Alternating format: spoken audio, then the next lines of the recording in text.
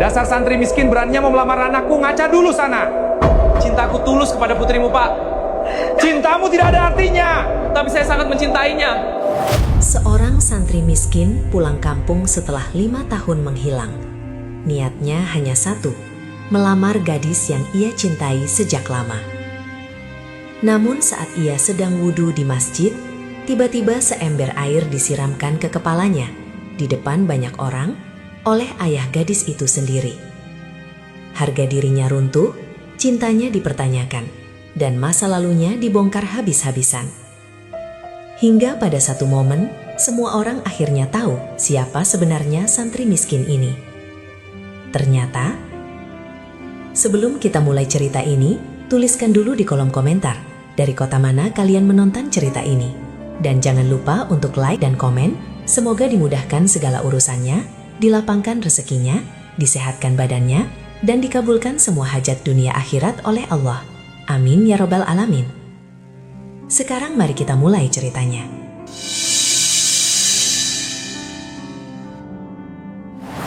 Langit sore itu menggantung kelabu di atas jalan desa. Angin berhembus pelan, membawa bau tanah basah dan kenangan lama yang tak pernah benar-benar pergi. Pratama berdiri di tepi jalan berbatu, menatap papan kayu kusam bertuliskan nama desanya. Tulisan itu masih sama seperti 5 tahun lalu, namun rasanya asing, seolah ia sedang membaca nama tempat orang lain. Langkahnya ragu saat memasuki desa. Sandalnya tipis, tas hitam lusuh menggantung di bahu. Tidak ada yang berubah dari penampilannya. Sederhana, bahkan terlalu sederhana untuk seseorang yang telah pergi selama 5 tahun. Ia menunduk, bukan karena takut, tetapi karena terbiasa menjaga pandangan. Beberapa warga menoleh. Ada yang berhenti menyapu, ada yang pura-pura sibuk mengikat motor, ada pula yang hanya berbisik pelan. Itu Pratama ya? Masih hidup rupanya. Kukira sudah jadi orang, ternyata sama saja. Pratama mendengar semuanya. Ia selalu mendengar, namun kakinya tetap melangkah, seolah bisikan itu hanyalah angin lewat. Di dadanya, ada rasa sesak yang sudah lama ia kenal. Rasa yang dulu membuatnya pergi tanpa pamit, tanpa pembelaan. Ia melewati rumah-rumah yang dulu akrab. Pintu kayu yang pernah diketuknya saat kecil. Pohon mangga tempat ia sering duduk menunggu azan maghrib. Semua ada, tapi tak satu pun terasa memanggilnya pulang. Di depan masjid desa, langkah Pratama terhenti. Bangunan itu telah dicat ulang, lebih terang, lebih rapi. Namun menara kecilnya masih sama. Masjid itu saksi paling jujur dari hidupnya. Tempat ayahnya dulu mengabdi tanpa pamrih. Tempat ibunya menangis dalam diam. Dan tempat Pratama terakhir kali bersujud sebelum menghilang. Ia menarik napas panjang, lalu masuk. Suasana masjid sepi. Hanya suara burung dan gemericik air dari tempat wudhu. Pratama meletakkan tasnya di sudut, lalu melangkah ke keran. Air mengalir dingin saat membasahi tangannya. Ia memejamkan mata, mencoba menenangkan hati yang bergetar. Allah, bisiknya lirih. Aku pulang. Setiap basuhan wudhu membawa ingatan tentang ayahnya yang pernah berdiri di tempat yang sama, tentang malam ketika nama keluarganya dihina, tentang kepergiannya yang dianggap lari. Di kejauhan, langkah kaki terdengar mendekat. Pratama tidak menoleh. Ia hanya fokus menyempurnakan wudhunya. Ia tahu, cepat atau lambat, ia harus menghadapi desa ini. Tapi bukan sekarang. Tidak sebelum ia benar-benar bersih. Air mengalir ke wajahnya, dingin, menyegarkan. Sejenak ia merasa damai. Namun kedamaian itu pecah oleh suara langkah berat tepat di belakangnya. Jadi, kamu yang pulang itu. Suara pria dewasa, keras, dingin, tanpa salam. Pratama menoleh perlahan. Ia mengenali suara itu. Suara yang pernah membuatnya gemetar 5 tahun lalu. Ayah Olive berdiri di sana, menatapnya dari ujung kepala sampai kaki, tanpa senyum, tanpa ragu. Pratama menunduk sopan. Assalamualaikum, Pak. Tidak ada jawaban, hanya tatapan yang semakin tajam. Kamu berani kembali ke desa ini. Suara itu rendah, penuh tekanan. Setelah semua yang terjadi, Pratama menelan ludah. Tangannya masih basah. Air menetes ke lantai, membentuk genangan kecil. Saya pulang untuk niat baik, jawabnya pelan. Tidak lebih. Ayah Olive tertawa singkat, sinis. Niat baik. Ia melangkah lebih dekat. Orang sepertimu masih bicara niat baik. Pratama tidak membalas. Ia memilih diam. Diam yang sering disalahartikan sebagai kelemahan. Di kejauhan, seorang gadis berhijab hijau kebiruan berdiri terpaku. Olive. Tangannya menutup dada, matanya membesar. Ia baru saja keluar dari halaman masjid ketika melihat sosok yang tak pernah benar-benar pergi dari hatinya. Pratama. Lirihnya nyaris tak terdengar. Pratama tidak sempat menoleh ke arah Olive. Karena pada detik berikutnya, sebuah ember diangkat tinggi. Air di dalamnya berkilau sesaat di udara. Biar sadar diri, bentak sang ayah. Dan seember air itu tumpah tepat ke kepala Pratama. Air menghantam wajah dan tubuhnya lebih keras dari hujan manapun. Wudhu yang belum selesai berubah menjadi penghinaan terbuka.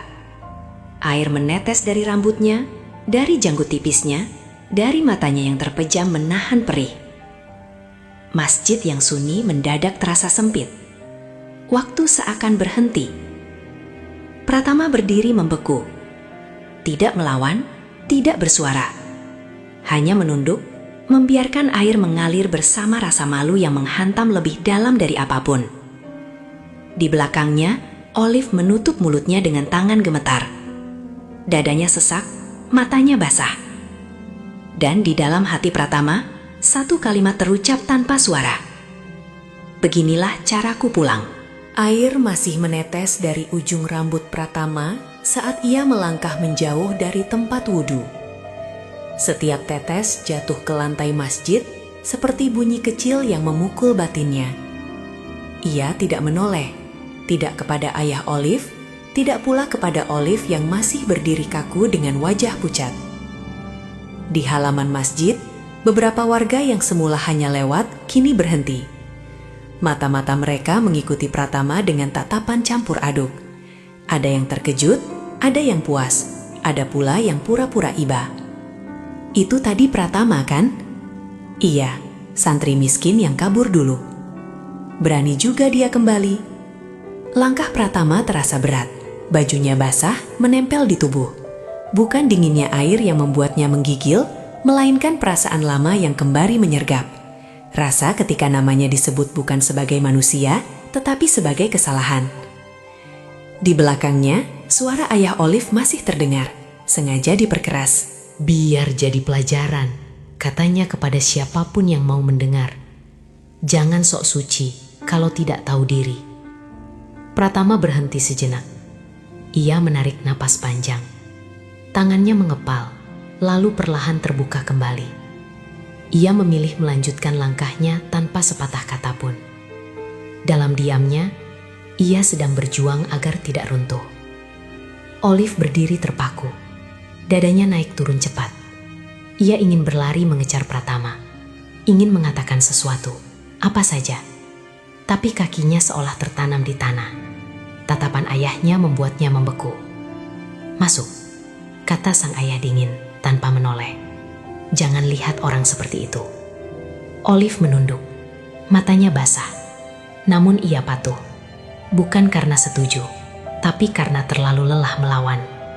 Pratama berjalan menyusuri jalan desa. Bajunya mulai mengering oleh angin sore. Namun bisikan warga justru semakin jelas. Masih ingat kasus ayahnya dulu? Makanya jangan heran kalau anaknya begini. Sudah dikasihani masih berani melamar. Kata-kata itu seperti mengorek luka lama yang belum sempat sembuh. Pratama teringat malam terakhir sebelum ia pergi 5 tahun lalu. Malam ketika pintu rumahnya digedor, ketika ayahnya dipanggil dengan suara kasar, ketika ibunya menangis tanpa berani membela. Ia berhenti di depan sebuah rumah tua tak berpenghuni. Rumah itu dulu milik keluarganya. Kini kosong, catnya mengelupas, jendelanya tertutup rapat. Pratama berdiri lama di sana, memandangi kenangan yang tak bisa ia masuki kembali. Semua masih sama, gumamnya pelan. Ia melanjutkan langkah menuju rumah seorang kerabat jauh yang dulu sempat menawarinya tempat singgah. Pintu rumah itu terbuka setengah. Seorang wanita parubaya menoleh, lalu terkejut. "Pratama?" "Iya, Bibi," jawabnya sopan. "Kalau masih boleh, saya ingin numpang sebentar." Wanita itu terdiam. Matanya memindai tubuh Pratama yang masih lembab. Wajahnya menunjukkan ragu, bukan benci, tapi takut. "Kamu baru datang?" "Iya, Bi." Ia menghela napas. "Masuklah." Di dalam rumah, suasana canggung menyelimuti. Pratama duduk di lantai, menaruh tas di sampingnya. Wanita itu menyuguhkan teh hangat tanpa banyak bicara.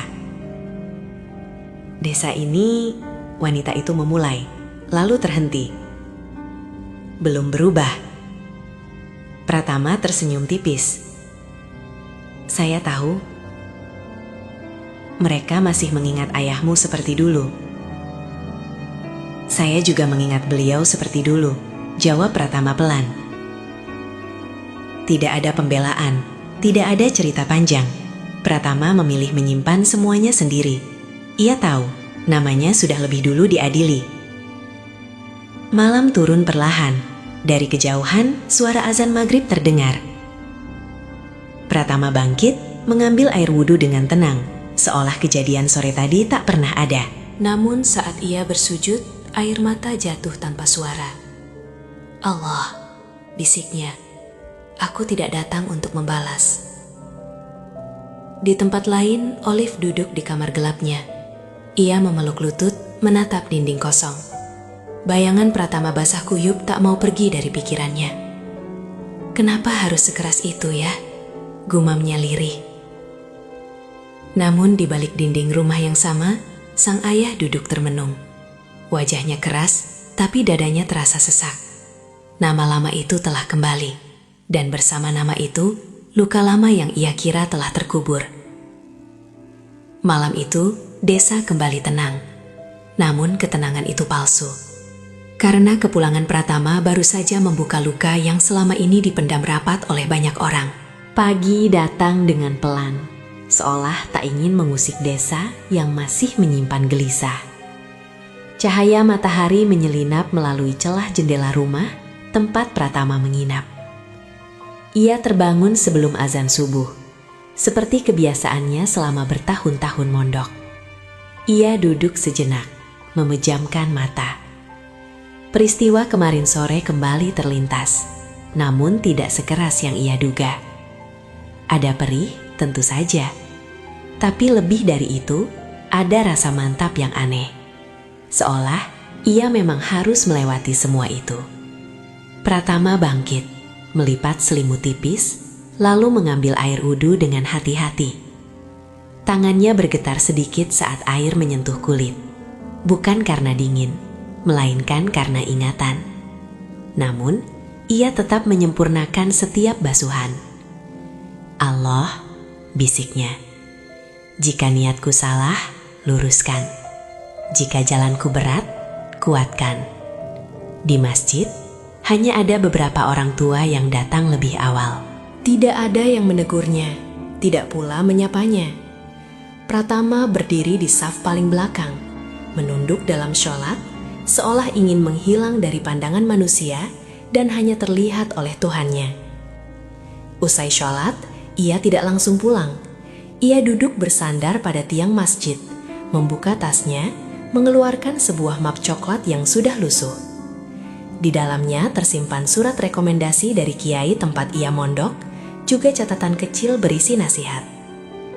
Ia membuka lembar pertama, membaca kembali tulisan tangan sang kiai.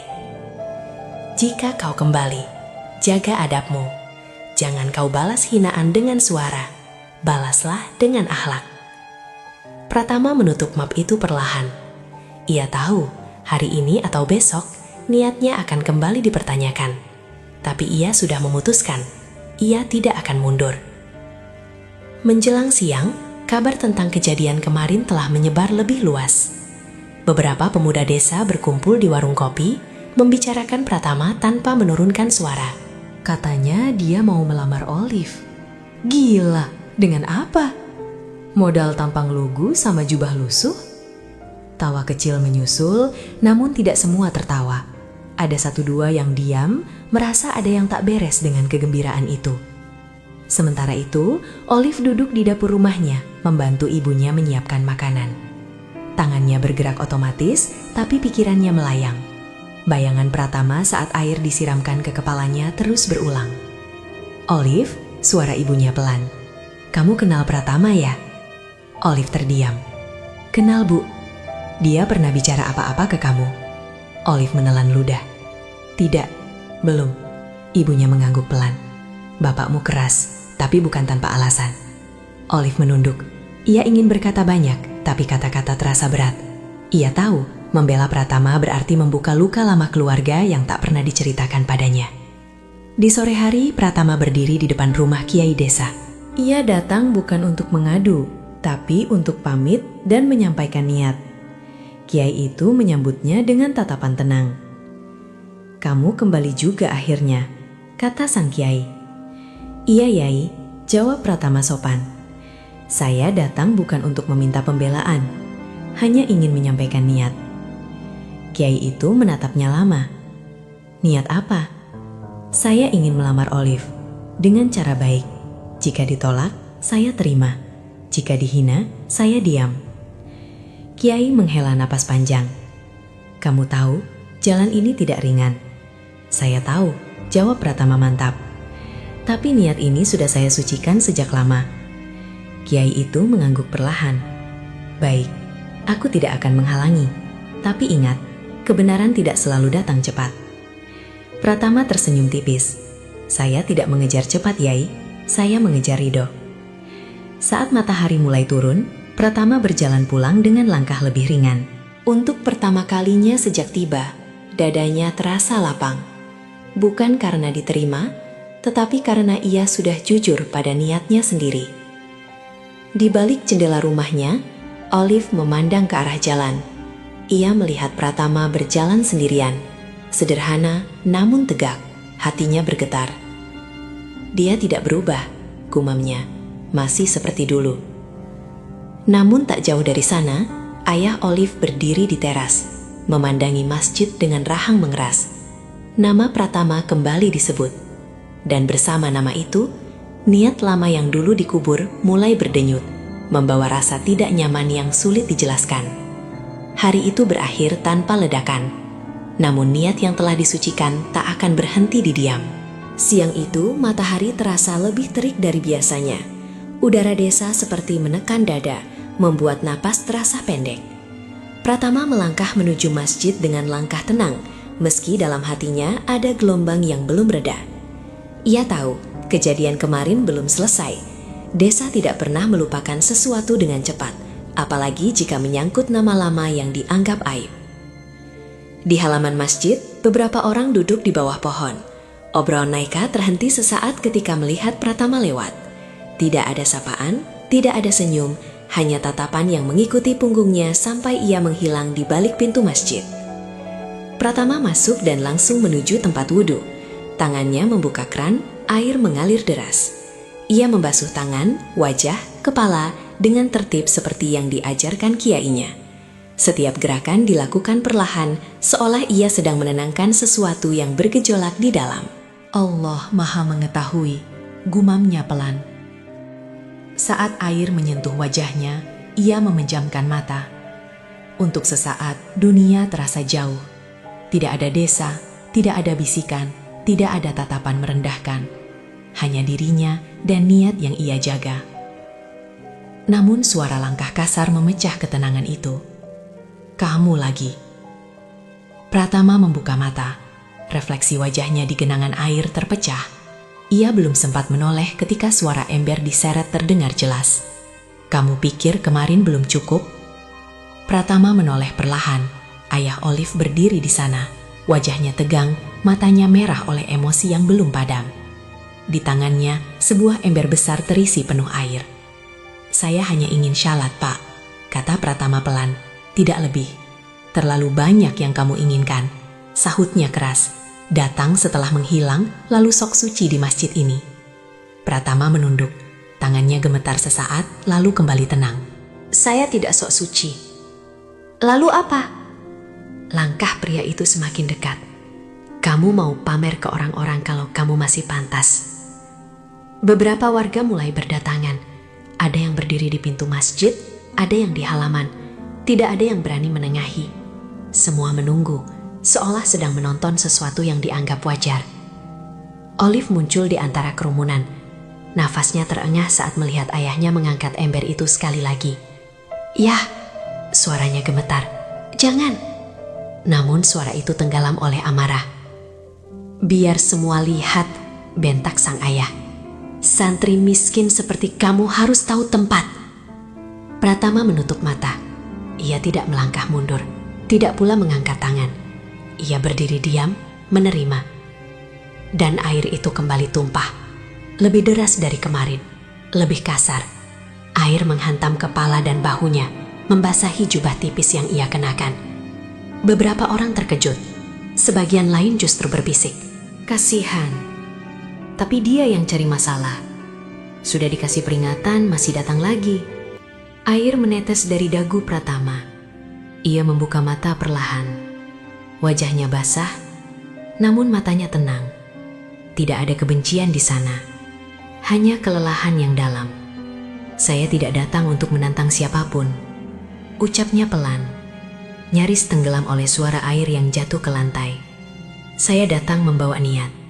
"Tutup mulutmu," potong sang ayah. "Niatmu tidak berarti apa-apa di sini." Olive menutup wajahnya dengan kedua tangan. Bahunya bergetar. Ia ingin berteriak, ingin memeluk Pratama, ingin menghentikan semua ini. Namun tubuhnya tak bergerak. Ia terjebak di antara cinta dan ketakutan. Pratama melangkah mundur satu langkah. Ia membungkuk sedikit, bukan karena kalah, tetapi karena adab. "Saya pamit." Ia berbalik dan berjalan keluar masjid. Setiap langkah terasa berat, namun punggungnya tetap tegak. Di belakangnya, suara ember jatuh ke lantai terdengar nyaring. Di halaman masjid, Pratama berhenti sejenak. Ia menatap langit yang terik. Air masih menetes dari pakaiannya, bercampur dengan peluh dan sesuatu yang lebih asin. "Allah," bisiknya dalam hati. "Jika ini harga dari niatku, aku terima." Di belakangnya, ayah Olive berdiri terpaku. Dadanya naik turun cepat. Untuk sesaat ia melihat sesuatu di mata Pratama yang membuatnya ragu. Bukan tantangan, bukan kemarahan, melainkan keteguhan yang sulit ia pahami. Namun keraguan itu segera ia kubur. Hari itu, air kembali menjadi saksi. Bukan sebagai penyuci, melainkan sebagai penghinaan yang sengaja dipertontonkan. Langkah Pratama menjauh dari masjid, meninggalkan jejak air di tanah berdebu.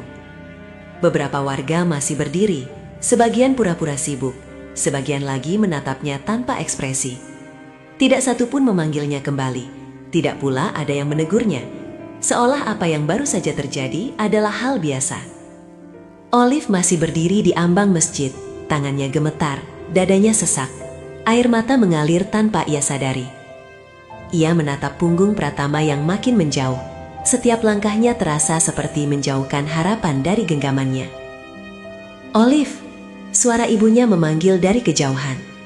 Ia menoleh perlahan, wajah ibunya penuh cemas. "Masuk nak," katanya lembut. "Jangan berdiri di situ." Olive melangkah masuk dengan langkah berat. Di dalam masjid, ayahnya duduk di bangku kayu, menunduk. Ember kosong tergeletak di dekatnya. Suasana sunyi, hanya suara napas yang terdengar jelas. "Ya," suara Olive bergetar. "Kenapa harus seperti itu?" Ayahnya tidak langsung menjawab. Ia mengusap wajahnya dengan kasar, seolah ingin menghapus sesuatu yang mengganjal. karena dia tidak tahu diri. Dia tidak melawan, kata Olive lirih. Dia hanya ingin syalat. Justru itu yang membuat ayah marah, sahutnya tajam. Orang seperti dia tidak pantas berdiri di tempat ini seolah tidak pernah terjadi apa-apa. Olive menunduk, dadanya terasa nyeri. 5 tahun itu bukan lari ya? Ayahnya menoleh cepat. Kamu tahu apa? Olive terdiam. Ia memang tidak tahu segalanya. Namun hatinya yakin, Pratama bukan lelaki yang pantas diperlakukan seperti itu. Ia mengenalnya sejak kecil. Ia tahu cara Pratama menunduk saat bicara. Cara ia memilih diam daripada menyakiti. Malam itu, Olive duduk di kamarnya, memandangi jendela yang gelap. Ingatannya melayang ke masa lalu. Pratama kecil yang selalu datang ke rumahnya membawa kitab lusuh. Pratama remaja yang membantu ayahnya di masjid tanpa diminta. Dan Pratama hari ini, berdiri basah kuyup, dihina tanpa membela diri. "Kenapa kamu tidak berubah?" bisiknya. Atau justru semua orang yang berubah? Di tempat lain, Pratama duduk di beranda rumah kerabatnya. Bajunya sudah diganti, namun dingin masih terasa di tulang. Ia menatap langit malam, penuh bintang. Untuk pertama kalinya sejak pulang, dadanya terasa berat. Wanita paruh baya yang menjadi tuan rumahnya keluar, membawa secangkir teh hangat. "Minum dulu," katanya pelan. "Kamu terlihat lelah." Pratama menerimanya dengan sopan. "Terima kasih, Bi." "Kamu tidak salah, Tama," katanya lirih. "Tapi desa ini belum siap." Pratama tersenyum tipis. "Saya tidak minta mereka siap, Bi. Saya hanya minta waktu." Malam semakin larut. Suara jangkrik mengisi keheningan. Pratama memejamkan mata sejenak, lalu membuka map coklatnya. Ia memandangi surat dan dokumen di dalamnya. Rahasia yang selama ini ia jaga. "Belum waktunya," gumamnya. Di kamarnya, Olive akhirnya tak mampu menahan tangis. Ia menutup mulutnya dengan bantal agar suaranya tak terdengar. Air mata itu bukan hanya karena kasihan, tetapi karena rasa bersalah. Karena ia tahu, diamnya ikut melukai. Namun di balik air mata itu, tekad mulai tumbuh. Tatapan Olive tak lagi hanya beku oleh ketakutan. Ia mulai diisi oleh keberanian yang perlahan bangkit. Malam itu, dua hati yang sama-sama terluka menatap langit yang sama dari tempat yang berbeda. Dan tanpa saling tahu, keduanya sedang bersiap menghadapi gelombang yang lebih besar. Pagi di desa terasa lebih ramai dari biasanya. Bukan karena ada acara besar, melainkan karena satu nama kembali menjadi bahan perbincangan. Nama itu beredar dari warung kopi ke beranda rumah, dari ladang ke halaman masjid. Santri miskin itu benar-benar tidak tahu diri. Sudah dipermalukan, masih bertahan. Kalau punya harga diri, harusnya pergi lagi. Pratama mendengar sebagian dari itu saat ia berjalan menuju masjid untuk sholat subuh. Kali ini ia datang lebih awal, sebelum banyak orang berkumpul. Ia memilih sudut paling belakang, seperti biasa. Tidak ada wajah yang menoleh, seolah kehadirannya sengaja diabaikan. Usai sholat, ia duduk bersila, membaca wirid dengan suara pelan. Di tengah lantunan zikir, pikirannya melayang pada satu pertanyaan yang terus muncul sejak kemarin. Apakah ia harus tetap bertahan? Namun setiap kali pertanyaan itu muncul, wajah kiainya terbayang. Nasihat tentang sabar, tentang tidak menukar adab dengan amarah. Dan tentang amanah yang tidak boleh dijatuhkan hanya karena rasa sakit. Di luar masjid, beberapa pemuda berdiri memperhatikan dari jauh. "Itu dia," bisik salah satu dari mereka. "Masih berani datang. Santri macam apa yang tidak tahu diri begitu?" Salah seorang di antaranya mendekat, menghentikan langkah Pratama saat ia hendak keluar. Tama, katanya setengah mengejek. Kamu memang tidak kapok ya? Pratama berhenti. Ia menatap pemuda itu sebentar, lalu menunduk.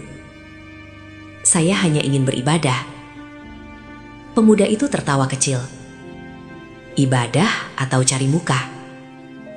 Pratama tidak menjawab. Ia melangkah pergi tanpa menoleh. Tawa itu tertinggal di belakangnya, namun tidak berhasil melukai lebih dalam dari yang sudah ada. Di rumah kerabatnya, Pratama membantu pekerjaan seadanya. Menimba air, membersihkan halaman, memperbaiki pagar bambu yang hampir roboh. Ia bekerja tanpa mengeluh, seolah ingin membayar setiap detik keberadaannya di desa. Wanita paruh baya itu memperhatikannya dari jauh. Kamu tidak perlu membuktikan apa-apa, Tama, katanya pelan. Saya tahu, jawab Pratama. Tapi saya harus tetap bermanfaat. Menjelang siang, kabar menyebar bahwa Pratama masih berniat melamar Olive. Kabar itu menyulut amarah yang belum padam. Ayah Olive mendengarnya dari seorang tetangga. Dia belum pergi? Tanyanya dingin. Belum, jawab tetangga itu. Katanya mau bicara baik-baik. Rahang pria itu mengeras. Dia benar-benar tidak tahu diri. Sore hari, Olive berjalan ke sumur belakang rumah. Wajahnya pucat. Beberapa gadis berbisik saat ia lewat. Itu calon istrinya santri miskin itu. Kasihan juga. Atau memang sama saja? Olive menunduk. Tangannya mencengkram timba kuat-kuat. Ia ingin berteriak bahwa Pratama bukan seperti yang mereka katakan. Namun suara itu tertahan di tenggorokan. Di tepi jalan, tanpa disengaja, Olive melihat Pratama sedang membantu seorang kakek memperbaiki gerobak. Pratama tersenyum sopan. Tangannya kotor oleh lumpur. Tidak ada raut marah di wajahnya. Hanya ketulusan yang sulit dipahami.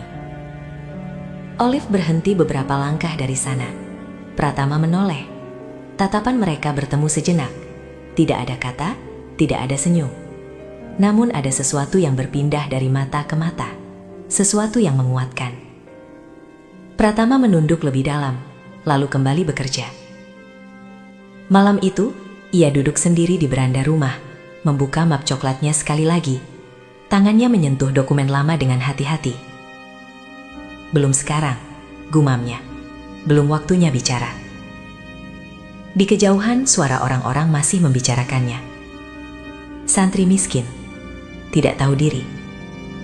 Namun mereka tidak tahu, diam Pratama bukan karena kalah, melainkan karena ia sedang menjaga sesuatu yang jauh lebih besar dari harga dirinya sendiri.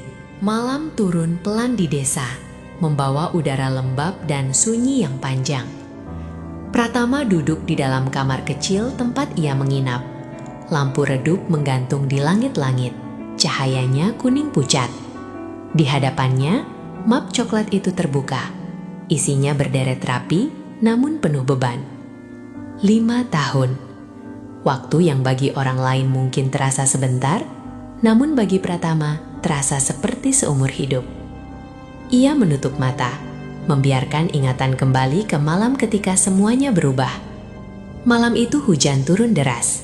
Ayahnya dipanggil ke balai desa. Tidak ada penjelasan, tidak ada salam. Pratama mengingat betul wajah ayahnya saat berpamitan. Tenang, namun matanya menyimpan sesuatu yang berat. "Kamu jaga ibu," pesan ayahnya singkat. Ayahnya tidak pernah pulang dengan nama baik. Tuduhan mengalir deras, lebih deras dari hujan malam itu. Amanah wakaf yang selama bertahun-tahun ia jaga disebut sebagai penyelewengan. Tidak ada pembelaan, tidak ada saksi yang berani bicara. Beberapa hari setelahnya, ayahnya jatuh sakit. Tubuhnya melemah, namun lisannya tetap basah oleh zikir. Di malam terakhirnya, ayah memanggil Pratama mendekat. "Tama," suaranya lirih. "Jika kelak kamu pergi, jangan untuk lari. Pergilah untuk menjaga." Ayahnya menyerahkan sebuah bungkusan kain lusuh. "Ini amanah, jangan kau buka sebelum waktunya." Pratama menelan ludah. Kenapa tidak ayah saja yang menjelaskan? Ayahnya tersenyum tipis, karena tidak semua kebenaran selamat jika diucapkan saat ini. Keesokan harinya, ayahnya wafat, tanpa kehormatan, tanpa pembelaan. Nama keluarganya tenggelam bersama hujan dan bisik-bisik manusia. Beberapa minggu setelah pemakaman, Pratama pergi. Tidak ada perpisahan, tidak ada pamit ke Olive. Ia tahu, jika ia tinggal, ia hanya akan menjadi sasaran kemarahan yang tak ada ujungnya. 5 tahun itu ia habiskan berpindah pesantren, menjadi santri, khodam, penjaga malam, apa saja yang dibutuhkan. Ia belajar diam, belajar menunduk, belajar menahan diri ketika hinaan datang tanpa sebab. Suatu malam di pesantren terakhirnya, kiainya memanggilnya. "Kamu anak almarhum yang dulu difitnah itu ya?" Pratama terdiam. "Iya, Yai." "Kebenaranmu tidak hilang," kata sang kiai pelan. "Hanya tertunda." Sejak saat itu, Pratama mulai memahami amanah ayahnya. Dokumen lama, catatan wakaf, nama-nama saksi yang dulu dibungkam. Semua ia rawat, bukan untuk balas dendam, melainkan untuk menunggu waktu yang tepat. Kembali ke malam ini, Pratama membuka matanya. Tangannya menyentuh map itu dengan hati-hati. 5 tahun bukan waktu untuk kabur, gumamnya. Tapi waktu untuk bersiap. Di rumahnya, Olive duduk sendirian di ruang tamu. Ia baru saja mendengar cerita lama dari ibunya. Potongan-potongan yang selama ini disimpan rapat. "Dulu ayahmu," suara ibunya terhenti, "pernah diminta menjadi saksi, tapi memilih diam." Olive membeku. "Saksi apa, Bu?" Ibunya menunduk. "Kasus ayah Pratama." Dunia Olive terasa bergeser. "Kenapa aku baru tahu sekarang?" "Karena ini luka," jawab ibunya lirih, "dan ayahmu belum siap membukanya." Olive terdiam lama. Dalam benaknya, 5 tahun kehilangan Pratama tiba-tiba terasa masuk akal. Bukan sebagai pelarian, melainkan sebagai pengorbanan yang sunyi. Di 2 tempat berbeda, 2 hati merenungi masa lalu yang sama. 5 tahun yang hilang ternyata bukan kekosongan, melainkan jalan panjang yang penuh luka, kesabaran, dan amanah yang disimpan dalam diam. Pagi itu udara terasa lebih tenang, seolah desa kehabisan tenaga untuk terus marah. Namun bagi Pratama, ketenangan seperti ini justru terasa menegangkan. Ia tahu, diam seringkali lebih berbahaya daripada ribut. Karena di dalam diam, prasangka tumbuh tanpa kendali. Pratama berjalan menuju kebun belakang rumah kerabatnya. Ia membantu membersihkan rumput liar, membenahi saluran air yang tersumbat. Tangannya bekerja, pikirannya sibuk menjaga sesuatu yang tak kasat mata. Amanah, kata itu selalu muncul setiap kali ia hampir lelah. Wanita paruh baya itu menghampirinya membawa air minum. "Kamu tidak pernah menjelaskan apapun," katanya pelan. Padahal orang-orang sudah keterlaluan. Pratama menerima botol itu, meneguknya sebentar. "Tidak semua yang dijelaskan akan dimengerti," jawabnya tenang. "Dan tidak semua yang dimengerti akan diterima." Ia duduk di bawah pohon, memandangi map coklat yang kini selalu ia bawa kemanapun.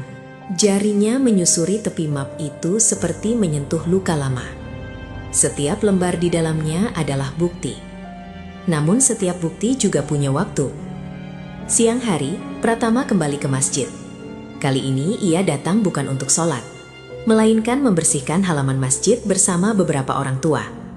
Mereka tidak menyapanya, namun juga tidak mengusir. Diam-diam ia menyapu daun, mengangkat sampah, merapikan sandal. Salah satu orang tua memperhatikannya. "Kamu tidak marah?" tanyanya tiba-tiba. Pratama berhenti menyapu. "Marah itu mudah," jawabnya. "Menjaga diri lebih sulit." Orang tua itu terdiam, tidak berkata apa-apa lagi. Di sisi lain desa, Olive duduk di teras rumahnya, memandangi jalan. Ia baru saja mendengar cerita ibunya semalam, dan pikirannya belum juga tenang. Setiap kali mengingat ayah Pratama, dadanya terasa sesak.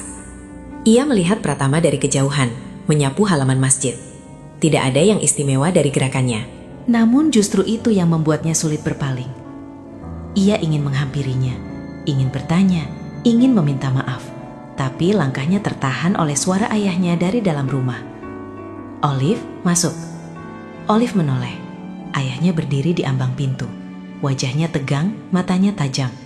Jangan lagi kamu lihat ke arah sana, katanya. Tidak ada yang baik untuk kamu. Olive menunduk. Ayah pernah salah, katanya lirih. Kalimat itu keluar tanpa ia rencanakan. Ayahnya membeku. Maksudmu? Olive menarik napas. Ayah diam waktu itu. Suasana mendadak berat. Ayahnya menoleh ke arah lain, rahangnya mengeras. Tidak semua yang diam itu salah. Dan tidak semua yang diam itu benar, balas Olive pelan. Ayahnya tidak menjawab. Ia masuk ke dalam rumah dengan langkah berat. Pintu ditutup perlahan, namun suara itu terdengar seperti penutup luka yang belum sembuh. Malam tiba. Pratama duduk di kamar, membuka map itu lagi. Ia membaca nama-nama yang tertulis. Saksi yang dulu memilih diam. Orang-orang yang masih hidup di desa ini. Aku tidak akan menyeret siapapun, gumamnya. Jika mereka belum siap. Ia melipat kembali map itu, menyimpannya di tas. Lalu ia mengambil sajadah, menunaikan sholat malam. Suaranya pelan, nyaris tak terdengar. Allah, doanya lirih. Jika amanah ini berat, jangan kau pindahkan ke hati orang lain. Di saat yang sama, Olive duduk di kamarnya, menatap langit melalui jendela kecil. Hatinya bergetar oleh satu kesadaran yang menyakitkan. Pratama tidak diam karena lemah. Ia diam karena sedang menjaga sesuatu yang jika dibuka sembarangan, bisa melukai banyak orang. Dan Olive mulai mengerti. Cinta kadang menuntut keberanian untuk menunggu, bukan memaksa.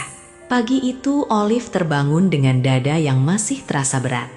Suara ayam jantan terdengar bersahutan. Namun hatinya tidak setenang pagi-pagi sebelumnya. Kata-kata ibunya, sikap ayahnya, dan bayangan Pratama yang diam menyatu menjadi satu beban yang tak mudah ia lepaskan. Ia duduk di tepi ranjang, menunduk lama. Untuk pertama kalinya, ia merasa berada di persimpangan yang nyata. Di satu sisi, ada bakti kepada ayah yang membesarkannya dengan keras, namun penuh tanggung jawab. Di sisi lain, ada kebenaran yang perlahan terbuka dan membuat hatinya tidak lagi tenang. Olive keluar kamar dan membantu ibunya di dapur. Suara alat masak terdengar pelan. Ibunya menatapnya sekilas. Kamu tidak tidur? Tidur, Bu, jawab Olive lirih. Tapi tidak nyenyak. Ibunya menghela napas. Ada hal-hal yang memang tidak bisa ditidurkan. Olive berhenti memotong sayur. Kalau ibu di posisi aku, ibu akan bagaimana? Ibunya terdiam lama. Ibu akan tetap berbakti, katanya akhirnya. Tapi ibu tidak akan membohongi hati sendiri.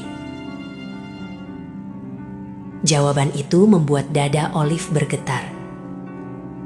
Siang hari, Olive berjalan ke rumah seorang sahabat lamanya. Di sepanjang jalan, bisik-bisik masih terdengar. Namun ia tidak lagi menunduk seperti biasanya. Hatinya terlalu penuh untuk memikirkan pandangan orang. Aku tidak tahu harus memilih apa, kata Olive pada sahabatnya. Diam atau bicara? Kadang diam justru menyakitkan, jawab sahabatnya. Terutama untuk diri sendiri. Kata-kata itu terus terngiang saat Olive berjalan pulang. Di kejauhan, ia melihat Pratama sedang duduk di serambi masjid, membaca kitab kecil. Angin menggerakkan halaman kitab itu perlahan. Olive berhenti beberapa langkah dari sana. Ia ragu, namun kakinya melangkah sendiri. Pratama? Pratama mengangkat wajahnya. Tatapan mereka bertemu. Ia segera menunduk sopan. Assalamualaikum. Olive menjawab salam itu dengan suara hampir tak terdengar. Aku ingin bicara. Pratama terdiam sejenak. Di sini tidak apa-apa. Olive duduk berjarak. Tangannya saling menggenggam. Aku minta maaf, katanya akhirnya, atas semua yang terjadi. Pratama menggeleng pelan. Kamu tidak perlu minta maaf. Tapi aku diam. Suara Olive bergetar. Dan diamku menyakitimu. Pratama menatap lantai masjid. Aku sudah terbiasa dengan diam. Olive menggaleng cepat. Aku tidak mau terbiasa seperti itu. Kata-kata itu membuat Pratama terdiam lebih lama. Ia ingin mengatakan banyak hal, namun ia menahannya. Ada hal-hal yang tidak bisa aku jelaskan sekarang. Katanya jujur. Bukan karena tidak percaya, tapi karena belum waktunya. Olive mengangguk. Air mata menggenang di matanya. Aku akan menunggu. Katanya, jika memang itu yang kamu minta. Pratama menoleh. Untuk pertama kalinya, ia menatap Olive lebih lama. Menunggu itu berat, katanya pelan. Dan aku tidak ingin kamu terluka. Aku sudah terluka, jawab Olive lirih. Aku hanya memilih luka yang jujur. Angin berhembus pelan di antara mereka. Tidak ada janji, tidak ada kepastian. Namun ada kejujuran yang akhirnya diucapkan. Dari kejauhan, ayah Olive melihat mereka. Dadanya mengeras. Ia berbalik masuk ke rumah dengan langkah berat. Dalam hatinya, konflik lama kembali mengusik. Malam itu, Olive berdiri di jendela kamarnya. Ia tahu pilihannya akan membawa konsekuensi. Namun untuk pertama kalinya, ia tidak ingin berlari dari kebenaran. Di persimpangan itu, Olive berdiri. Tidak memilih jalan mudah, melainkan jalan yang membuat hatinya tetap hidup. Desa dikejutkan oleh kedatangan seorang tamu yang tidak banyak bicara. Tidak ada iring-iringan, tidak ada pengumuman. Hanya sebuah mobil tua berhenti di depan rumah Kiai desa menjelang waktu zuhur. Pratama melihat mobil itu dari kejauhan. Langkahnya terhenti sejenak. Ada sesuatu yang langsung ia kenali, meski ia belum melihat siapa penumpangnya. Perasaannya mengencang, bukan karena takut, melainkan karena firasat. Ia menunduk dan melanjutkan langkahnya, namun arah langkah itu berubah. Ia menuju masjid, duduk di sudut yang sepi, menunggu dengan tenang. Beberapa saat kemudian, suara langkah kaki terdengar. Seorang lelaki tua berjubah sederhana masuk ke masjid. Wajahnya teduh, janggutnya memutih, sorot matanya dalam. Ia tidak langsung menyapa siapapun. Pandangannya menyapu ruangan, lalu berhenti pada satu sosok. Pratama bangkit dan menunduk dalam. Assalamualaikum, Yai. Kiai itu tersenyum tipis. Waalaikumsalam, Tama. Suara itu membuat dada Pratama menghangat. Yai tidak memberi kabar. Aku datang bukan untuk disambut, jawab sang Kiai pelan. Aku datang untuk melihat. Mereka duduk berhadapan. Tidak banyak kata di antara mereka.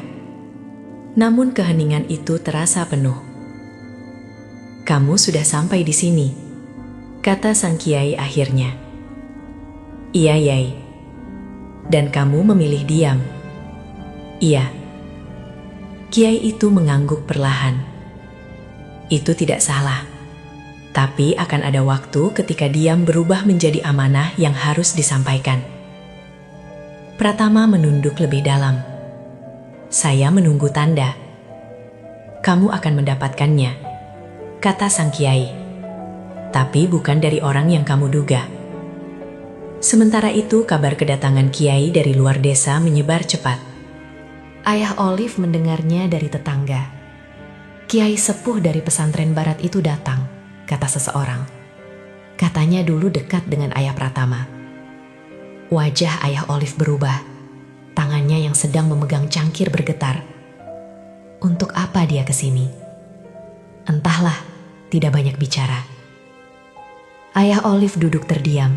Nama-nama lama kembali berdatangan di kepalanya.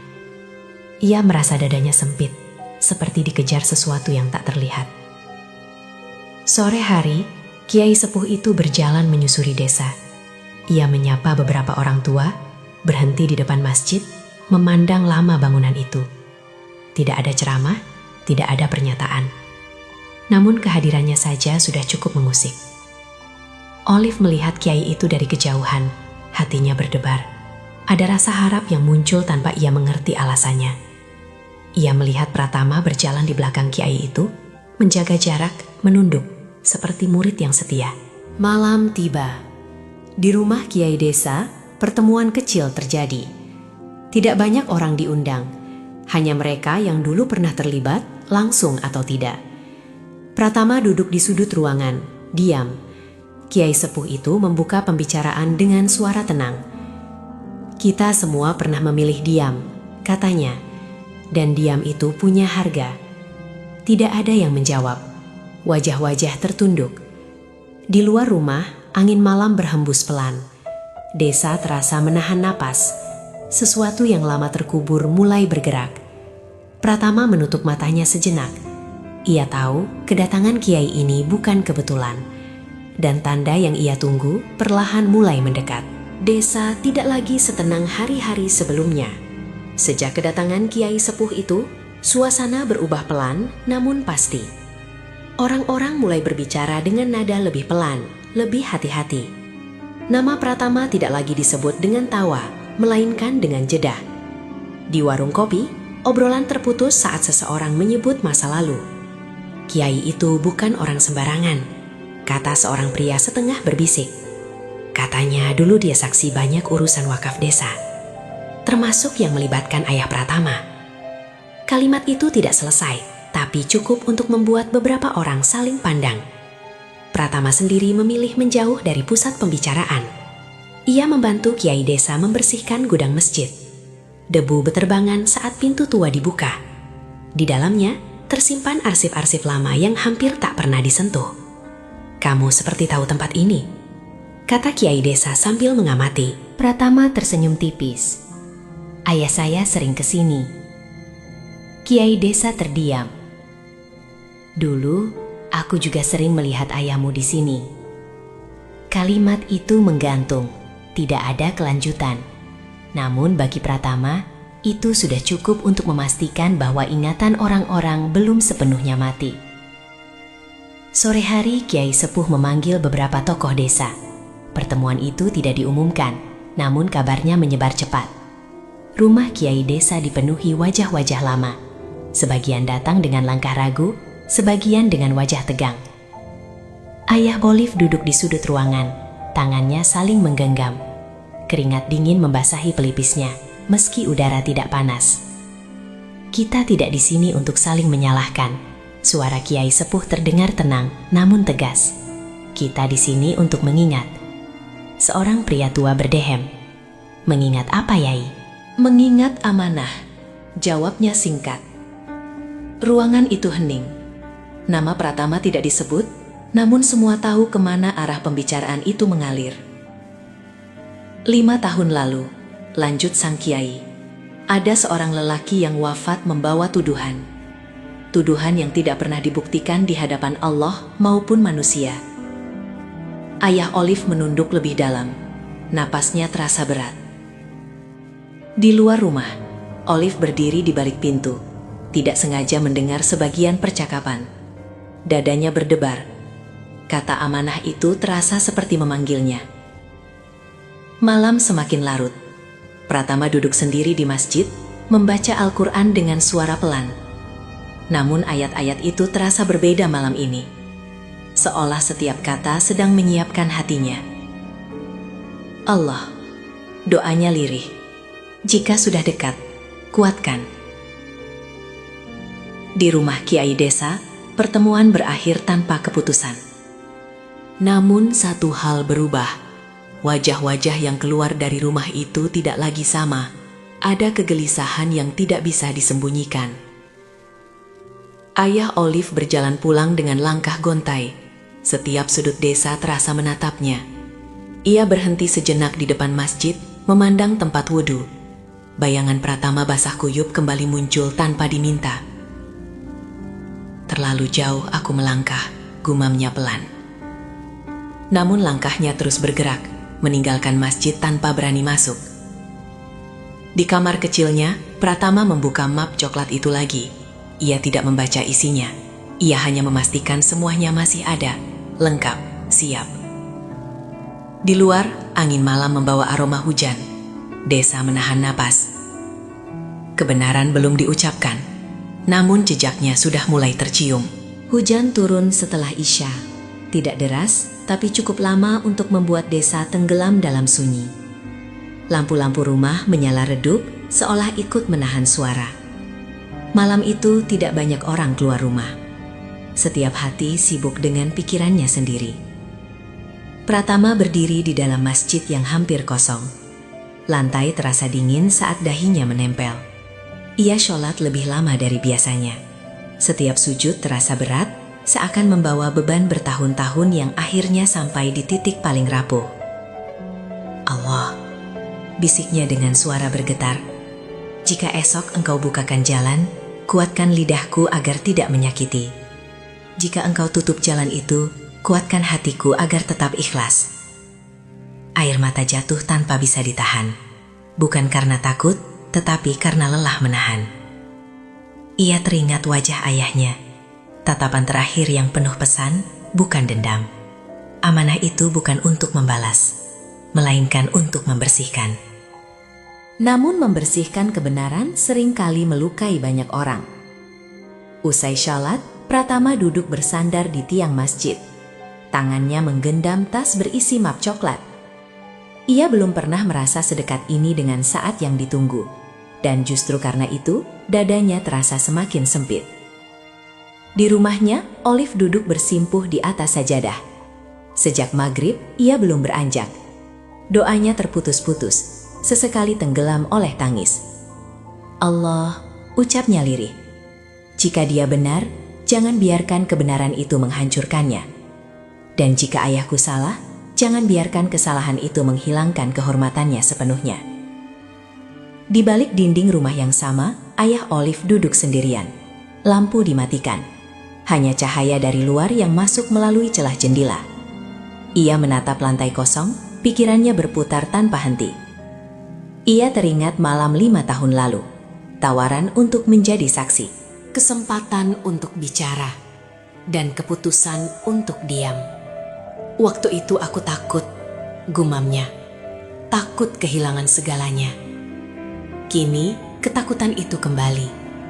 Namun bentuknya berbeda. Bukan lagi takut kehilangan jabatan atau nama baik, melainkan takut kehilangan wajarnya sendiri di hadapan Allah. Ia bangkit perlahan, mengambil air wudhu. Tamannya gemetar. Saat air menyentuh wajahnya, ingatannya melompat ke siang hari ketika ia menyiram Pratama. Air yang sama, namun maknanya jauh berbeda. Air mata menetes dari sudut matanya. Maafkan aku, ucapnya tanpa suara. Di rumah Kiai desa, lampu masih menyala. Kiai sepuh duduk bersila, memejamkan mata. Doanya panjang, lisannya pelan, namun mantap. Ia tahu esok bukan hari yang ringan. Banyak hati akan diuji, banyak wajah akan menunduk. Allah, doanya tenang. Jadikan kebenaran ini cahaya, bukan api. Menjelang tengah malam, hujan berhenti. Desa kembali hening, namun hening yang berbeda. Seolah semuanya sedang menunggu fajar dengan perasaan yang sama. Pratama melangkah keluar masjid. Ia menatap langit yang mulai cerah. Bintang-bintang muncul satu persatu. Ia menarik nafas panjang. Sudah sejauh ini, gumamnya. Aku tidak akan mundur. Di kamar Olive, tangisnya meredah.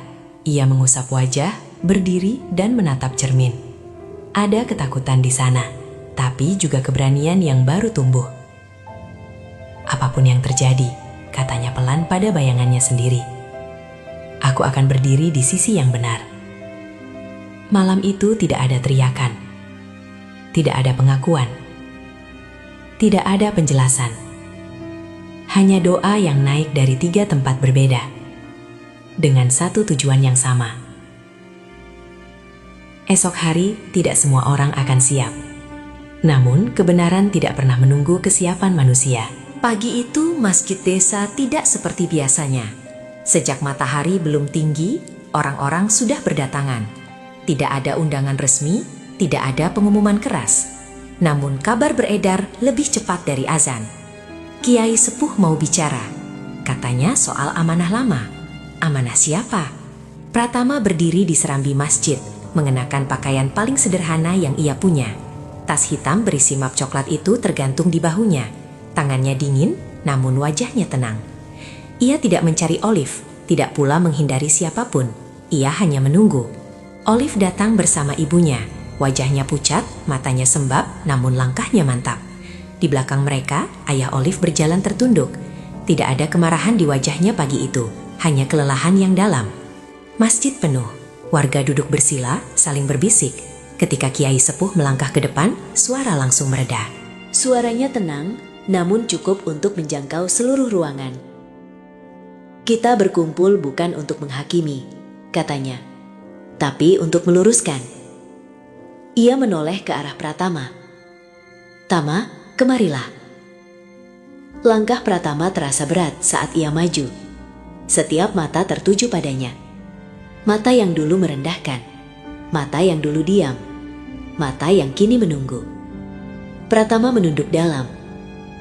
Saya tidak datang untuk membela diri, ucapnya pelan namun delas. Saya hanya menjalankan amanah. Ia membuka tasnya perlahan. Map coklat itu dikeluarkan. Beberapa orang saling pandang saat melihatnya. Ini titipan ayah saya, lanjut Pratama, yang beliau jaga sampai akhir hidupnya. Ia menyerahkan map itu kepada Kiai sepuh. Satu persatu lembar dibuka. Dokumen wakaf lama, catatan transaksi, tanda tangan, dan nama-nama saksi yang dulu diabaikan. Suasana masjid berubah, nafas tertahan. Beberapa orang mulai gelisah. Kami dulu tahu suara Kiai sepuh terdengar berat, bahwa almarhum menjaga amanah ini. Tapi kami memilih diam. Ayah Olive gemetar, tubuhnya condong ke depan. Keringat dingin membasahi wajahnya. Kami takut, lanjut sang Kiai. Takut kehilangan posisi, takut melawan arus. Seorang pria tua berdiri dengan tangan bergetar. Saya saksi, katanya lirih, dan saya diam. Satu persatu, suara itu muncul. Tidak keras, tidak dramatis, namun cukup untuk meruntuhkan dinding yang dibangun 5 tahun. Ayah Olive akhirnya berdiri, lututnya tampak lemah. Saya juga, katanya dengan suara pecah. Saya tahu, dan saya memilih diam. Olive menutup mulutnya. Air mata jatuh tanpa bisa ditahan. Ayahnya melangkah ke depan, berhenti di hadapan Pratama. Apa yang kulakukan padamu, katanya terbata, tidak sebanding dengan apa yang aku sembunyikan. Ia menunduk dalam, tubuhnya bergetar. Maafkan aku. Masjid sunyi, tidak ada sorakan. Tidak ada pembelaan. Pratama berdiri diam, dadanya naik turun. Ia menatap ayah Olive, lalu menunduk. Saya tidak membawa ini untuk menuntut, ucapnya pelan. Saya hanya tidak ingin amanah itu hilang. Ia mengangkat wajahnya, dan saya tidak menyimpan dendam. Kata-kata itu jatuh lebih keras dari teriakan apapun. Di sudut masjid, beberapa orang menangis.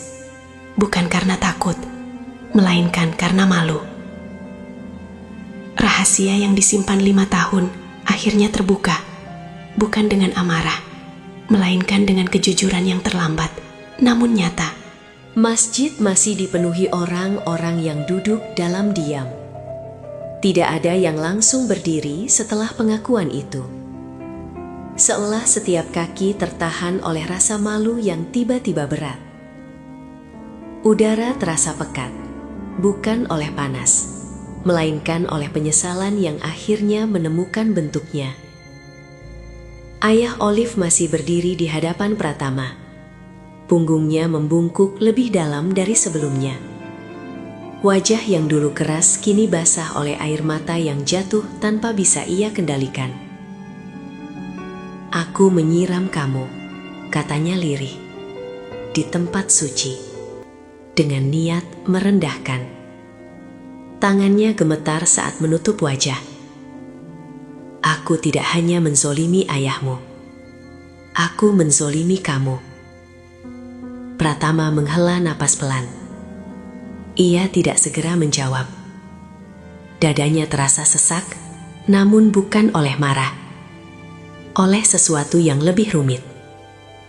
Luka lama yang akhirnya disentuh langsung, tanpa perantara. Kemarin, lanjut pria itu dengan suara patah. Aku melihatmu seperti melihat masa lalu yang ingin kuhapus. Dan aku membalasnya dengan kebencian. Olive melangkah maju. Tangannya gemetar saat menyentuh bahu ayahnya. Yah, ayahnya menoleh.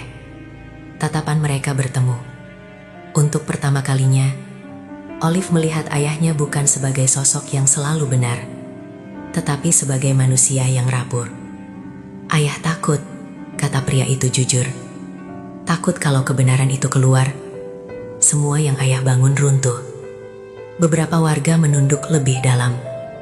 Kata takut itu terasa terlalu akrab bagi banyak orang di ruangan itu. Kiai sepuh berdiri perlahan. Penyesalan tidak menghapus luka, katanya tenang. Tapi kejujuran adalah awal dari taubat. Ayah Olive mengangguk lemah. Ia kembali menatap Pratama. Apapun keputusanmu, katanya lirih, aku terima. Semua mata kembali tertuju pada Pratama. Wajahnya tetap tenang, meski matanya tampak berkaca-kaca. Ia menatap lantai masjid sejenak, lalu mengangkat wajahnya. Saya tidak bisa menghapus apa yang sudah terjadi, ucapnya pelan. Saya juga tidak bisa memaksa hati saya untuk langsung utuh. Ia berhenti sejenak. Tapi saya memilih untuk tidak menyimpan kebencian. Suara itu tidak tinggi, tidak tegas, namun justru itu yang membuatnya terasa dalam. Saya memaafkan, lanjutnya. Bukan karena semuanya sudah benar, tapi karena saya tidak ingin membawa luka ini lebih jauh. Isak tertahan terdengar dari beberapa sudut masjid. Ayah Olive menjatuhkan dirinya ke lantai, bersimpuh. Tangisnya pecah, tidak lagi tertahan. Terima kasih, katanya berulang kali, seperti orang yang baru dilepaskan dari beban panjang. Olive berdiri di samping Pratama. Air matanya mengalir, namun ada kelegaan yang perlahan tumbuh. Ia menatap Pratama, lalu menunduk, menyimpan rasa hormat yang lebih dalam dari sekadar cinta. Pertemuan itu berakhir tanpa tepuk tangan. Orang-orang keluar satu persatu dengan langkah pelan. Tidak ada sorak kemenangan, hanya wajah-wajah yang pulang dengan pikiran penuh. Di halaman masjid, ayah Olive berhenti melangkah. Ia menoleh sekali lagi ke tempat wudhu, tempat ia pernah menumpahkan air dengan amarah. Kini tempat itu sunyi, namun gema perbuatannya masih terasa. Penyesalan itu datang terlambat, namun setidaknya ia akhirnya datang. Sore itu masjid kembali sepi. Tidak ada kerumunan, tidak ada bisik-bisik. Hanya suara angin yang menggerakkan daun di halaman dan cahaya matahari yang masuk perlahan melalui jendela. Pratama duduk sendirian di tempat wudhu. Bukan untuk membersihkan diri, melainkan untuk menenangkan hati. Tempat yang sama, air yang sama, namun rasa yang jauh berbeda. Ia menatap aliran air dengan pandangan kosong, seolah sedang melepas sesuatu yang selama ini menempel di dadanya. Allah, ucapnya pelan. Aku sudah sampaikan amanah itu. Langkah kaki terdengar mendekat. Pratama menoleh. Olive berdiri beberapa langkah darinya. Wajahnya tenang, matanya masih menyimpan sisa air mata, namun tidak lagi dipenuhi kebingungan. Kamu tidak pulang? Tanya Olive pelan. Sebentar lagi, jawab Pratama. Aku hanya ingin mengucap terima kasih pada tempat ini. Olive mengangguk. Ia duduk berjarak, menjaga adab. Ayahku ingin bicara denganmu, tapi tidak hari ini. Pratama tersenyum tipis. Aku mengerti. Mereka terdiam. Tidak ada janji yang diucapkan, tidak ada masa depan yang digambar dengan kata-kata.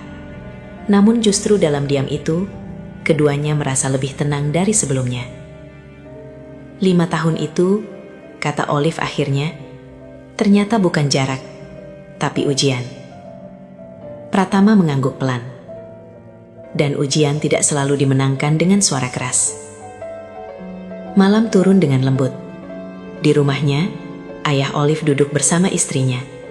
Wajahnya tampak lebih tua, namun lebih jujur. Ayah tidak akan menghalangi lagi, katanya pelan. Jika dia kembali, ayah akan menyambutnya sebagai lelaki terhormat. Ibunya mengangguk, tidak banyak kata.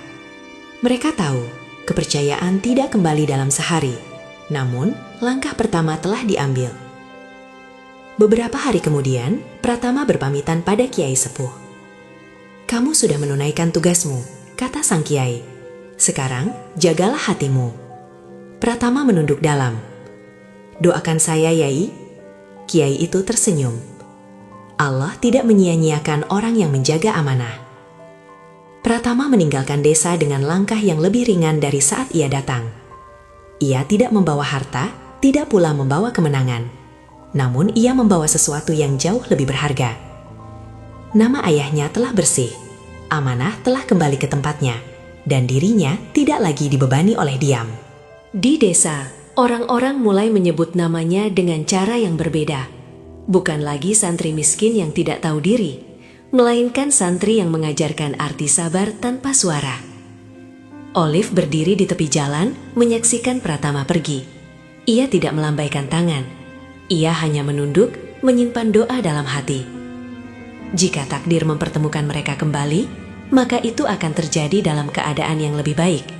Jika tidak, maka cinta itu telah cukup menjadi pelajaran hidup.